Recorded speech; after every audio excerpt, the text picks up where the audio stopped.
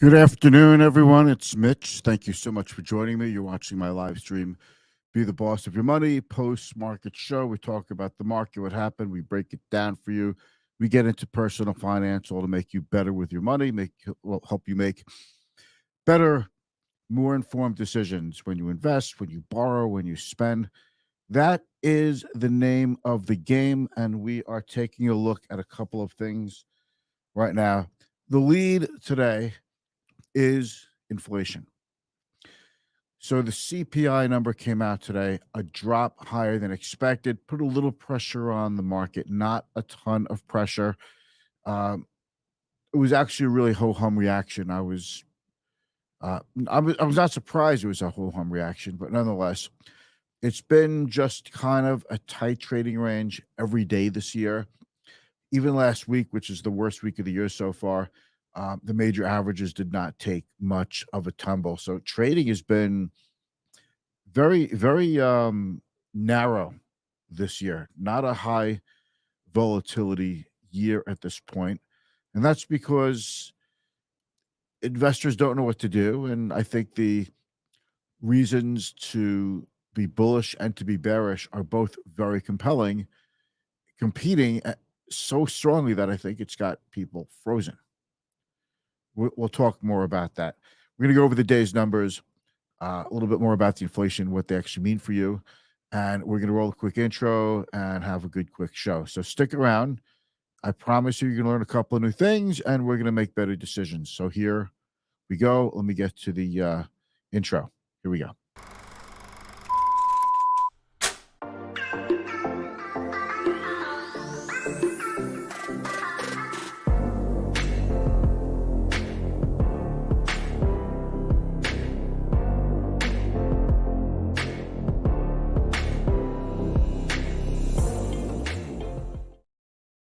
All right. Thank you so much for joining me. We're just getting started. My name is Mitch. You're watching Be the Boss of Your Money. It's a live stream I do every day just so you could learn more about your investing and strategizing. Do you actually have an investment strategy? Like, are you winging it? Did you put your money with a financial advisor? Do they have you in a strategy? I just want you to have a strategy. If you have someone you're happy with, if you have a financial advisor you're happy with, stick with that advisor. There's a lot to it. There's a personal finance strategy, there's an investing strategy, there's a long-term financial plan that guides you and helps inform you of what to do next. You know, time has a way of marching by. We have a tendency to let things go. And then, you know, we don't become people of action often until we have to become people of action. But a financial plan will guide you. More important, a person helping you manage and put together your financial plan will call you and be your accountability partner and say, hey, guess what today is? Today is the day that you update this, change your allocation. We have to get ready for this. Your, excuse me, your income for the year that you turn 63 determines your first Medicare, what your Medicare will cost when you're 65. So all kinds of things like that. Time to do a Roth IRA conversion, maybe not time to do it. So these are the things that we go through, and it's kind of like there's a financial order of events. I spoke about that yesterday in a post I made. Whereas, first you get your emergency savings, then properly insured, then savings account, and after that, the rest of everything gets invested. That's your financial order, of how you work with money. So people always ask me, how do I know how much to save? Well, you have to figure a couple of things out, what you're going to need in the next year. You know, let's say your car lease is up, and you realize now like how crazy expensive it is to buy a new car in this market. So you're thinking, well, the lease at the end of the cost of the car at the end of the lease, for example, is $30,000. Therefore, I'm going to buy my car out. in 6 months or 3 months when the lease is up. That's not an emergency. Your emergency fund should not pay for that. You should know in advance that that comes out of savings because you saved for that. That's why I hate the expression save for a rainy day. You emergency fund for a rainy day and you save for known expenses coming up. So maybe you decide for that $30,000 car, I'm going to pay cash. Okay, well, where's the cash going to come from? You've got to have it accumulated in your bank account. Or maybe you're just going to borrow. All right. So maybe you'll put, 20% down, $6,000, and you'll finance $24,000 for the car. All right. Well, make sure that heading into that, you don't apply for new credit cards. Make sure you don't do anything crazy with your credit score that could affect your credit score, because these things could affect you when it's time to buy the car. You'll still get financing for the car, I'm sure, but you might pay a lot more for the financing, for example. So you've got to be prudent with that. And you say, well, if I need this down payment, I should be in savings. Where's it going to come from? It's got to come out of your cash flow. Now, once you have, for example, your savings saved up, and I'm not talking again like, oh, the roof has a leak, that's an emergency repair. I'm talking, you need a new roof, which is why you have a leak in the first place. That is something you should be saving for. But once you get your savings in order, and you might say, you know what, I think I could get to about $50,000 or $100,000 in savings, maybe more. It depends on you. Once you get to that point, the rest of your money gets invested. And if you need to save up more money because you just spent your savings on something else, it should be worked into your cash flow budget to put money into savings. And that might mean reducing your money into investing for a little while to build up your savings account. And you have to have an emergency fund. Look, a lot of people think they could just rely on a credit card for an emergency fund. And I'm not saying you can't do that. But if you don't have any cash and now you've got the credit card debt, how do you pay off the credit card debt? With what? You're going to out of earned income? I mean, obviously, your earned income was not enough to even have an emergency fund. So you don't want to rely on credit cards. And if you have 2 or 3 emergencies in quick succession or right around the same time, you could max out your credit cards. Your credit card companies could shut down your credit lines. And all of a sudden, you're completely illiquid. You have no money, can't pay any bills. And then what do? You are underwater big time and in a lot of trouble. So this is why we preach that. So emergency fund, proper insurance. So if you have a health issue, car accident, problem with something in the house, you've got insurance for that, for the things that insurance covers. You are literally paying the insurance company to accept your liability. And I hope your insurance is a waste. There's one thing I always say, you have to have insurance, but I hope it's a waste. I hope all the money we spend on insurance is a waste. That would be a good thing. Think about what happens when you have to put an insurance claim, and it's not because something good happened, right? So, and then once you get your insurance in order, then you start to use savings. And after that, you could invest. And for people who are just investing now without having the other things in order, the other first 3 steps, what happens is people wind up going through their investment money. They withdraw it, they take distributions, they have to live on it because they need it. So it's your personal finances, not really in order. And once your lifestyle creeps up to nicer standard of living, it's very, very hard to go backwards. Okay, so enough of that. I want to talk to you real quick about Roth IRAs, specifically Roth 401k versus a traditional 401k. We could talk about this for Roth IRA and traditional IRA. The point is, I'm seeing a lot of general advice going around, and I don't like general advice because it could have nothing to do with you. It might have just enough to do something with you that you might think it's like, gospel or dogma, and you need to accept it. No, let's not accept it for a second, okay? It's said that if you're in a really high tax bracket now, and you expect to be in a lower tax bracket when you retire, you would be better off in with a traditional IRA or traditional 401k plan, because if you're, let's say, in a 45, 50% tax bracket, the tax savings you get, the tax deduction, is probably worth more than what you're going to pay in taxes down the road because you'll be in a lower tax bracket when you retire. Now, just so you know, very, very often people retire and they are not in a low tax bracket. Very often that happens. So it's not always automatic that you'll be in a lower tax bracket. That's number one. Number two, the tax bracket might not be that much lower. So if you're in a lower tax bracket now and the deduction for a 401k contribution isn't worth that much to you, then go with a Roth IRA, because when you take the money out and the money grows and you take in even more money than you put in, you get all that money out tax free. And now employer contributions to a Roth 401k could also go into the Roth 401k, not into a tax deferred account like the 401k account. And you're not going to have required minimum distributions on your Roth 401k when you roll it over into a Roth IRA. That's new because of the Secure Act that was recently passed as part of the IRA, the Inflation Reduction Act.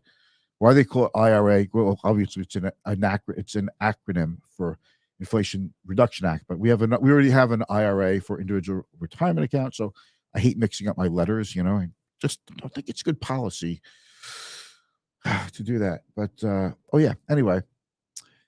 But here's the thing. If you're in a high tax bracket now, you want to get the tax deduction with your 401k contribution.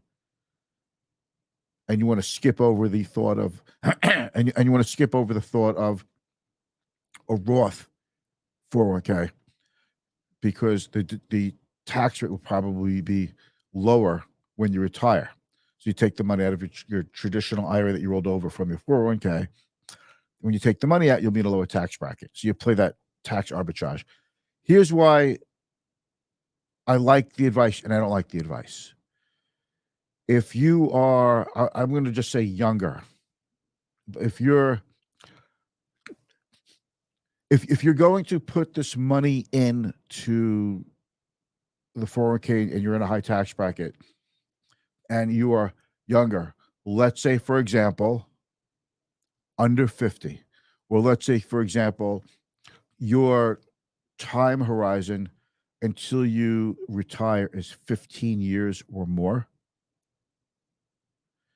That means the money, even though you're getting a seriously good tax deduction now, the money does grow and it should be worth a whole hell of a lot more in 15 years or more, or 20 or 30 years than it is now. So even though you might be in a lower tax bracket when you retire, the pie of money that you're going to be taking the money out of is going to be a lot bigger. So the tax rate might be lower on that big pot of money, but the volume of dollars, I think, will probably overwhelm the lower tax bracket. Therefore, you will be paying more in taxes dollar-wise, even if it's a lower tax rate. And in that case, the Roth 401k actually could make sense for you, even if you expect your tax bracket to be lower in retirement. On the converse of that, if you are older and you're making a lot of good money, and let's say you're 60, around there or higher, then in that case, I think the traditional 401k could be better because you're getting that seriously good tax deduction. Oh man, I love the smell of a good big tax deduction, and especially in the morning. It smells like victory. So if you but if you're 60 years old, you don't, you might not be retiring when you're 80. You're not going to have as many years for that pot of money. You're not going to have as many years for that pot of money to grow. So it means you're not going to really grow that money to such a bigger amount that even though you could take the money out at a lower tax bracket, you're not going to have the big volume of growth, the extra volume of dollars from the growth potentially. So in that case, you're better off going, I think, into the traditional 401k, even though it's a little different if you're under 50. I think between like 50 and high, let's say 50 to 59, it becomes a much grayer zone in terms of should you Roth or not Roth with your 401k or an IRA contribution. Uh, and that is really what personal finance is all about. That's when we sit down and we take a look at the numbers, crunch the numbers a little bit, and we decide what to do. So you know, that's why I decide whether or not I like the 401k or the Roth 401k. It's not just a matter of having a lower tax bracket. All right, so let's take a quick look at the market. So get rid of the social media icons. So the Dow was off 156 points. No great shakes. It was off about 300 at its worst today. The inflation figures came out today, CPI, Consumer Price Index, and it was a little hotter, a little warmer than expected, not much. So it didn't really spook the street. Investors didn't get really spooked and think, oh, now that's it. The Fed has to just jack up rates like crazy.